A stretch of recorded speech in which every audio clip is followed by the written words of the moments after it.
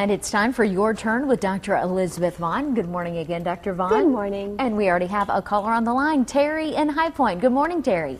Good morning. Good morning. What's your question? Thank you for taking my call. Uh-huh. I have a condition where I am hypersensitive to any kind of fragrance, be that cologne, fabric softener, detergent, room sprays. It limits my life. I can't go in certain stores. I have to rush down the detergent aisle to get products.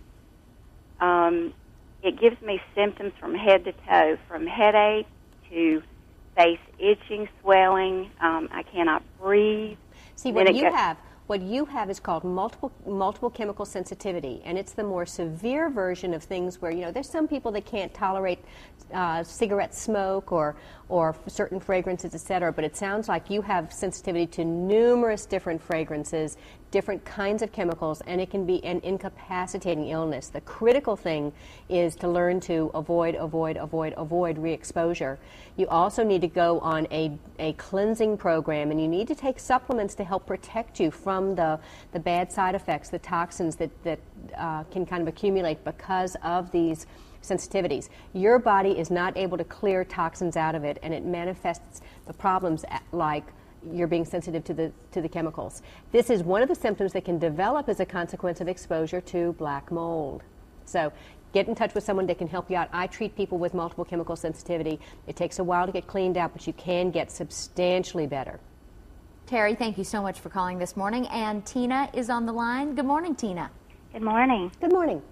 I purchased a front-load washer back in March, and in August it seemed that I started getting a chronic sinus infection, and so that's what I've been diagnosed with, and now I'm on my 6th round of antibiotics, and I'm trying to see if there's a test that they can possibly give me that would prove that this is what's going on.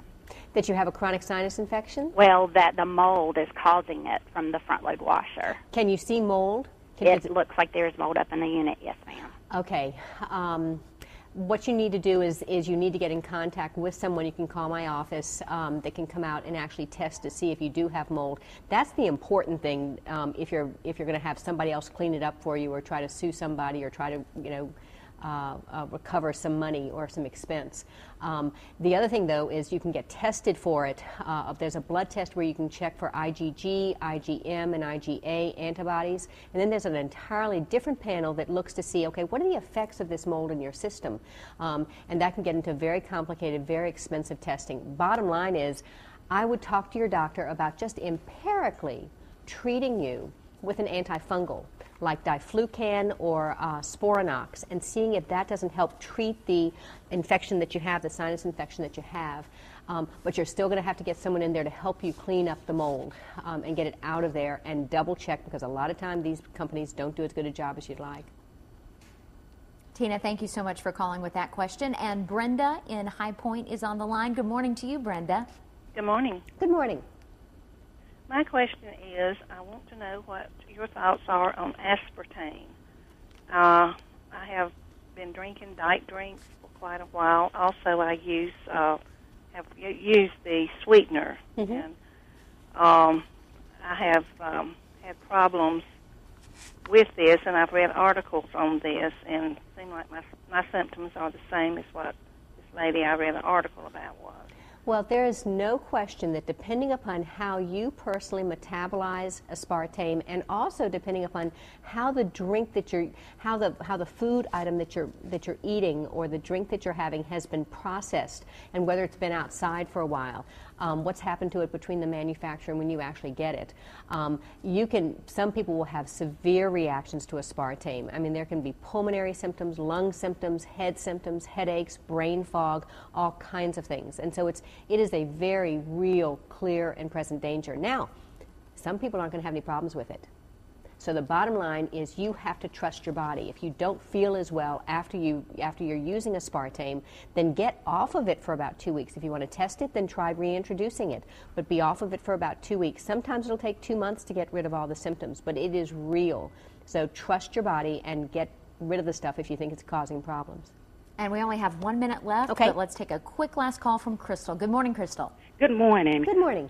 Yes, Dr. Vaughan. I would like to know, where did this staph infection original come from, and how does it harm human being, and what a person needs to do to prevent a staph infection?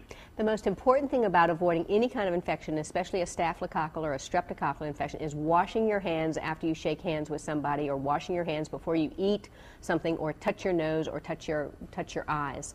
A lot of us have staph growing in our nose. So if, people who touch their nose and then go ahead and eat something, you can get more exposed to staph, or it'll just flare up if your immune system is compromised. So it's all around us. It's not just on the dish rags. It's on us.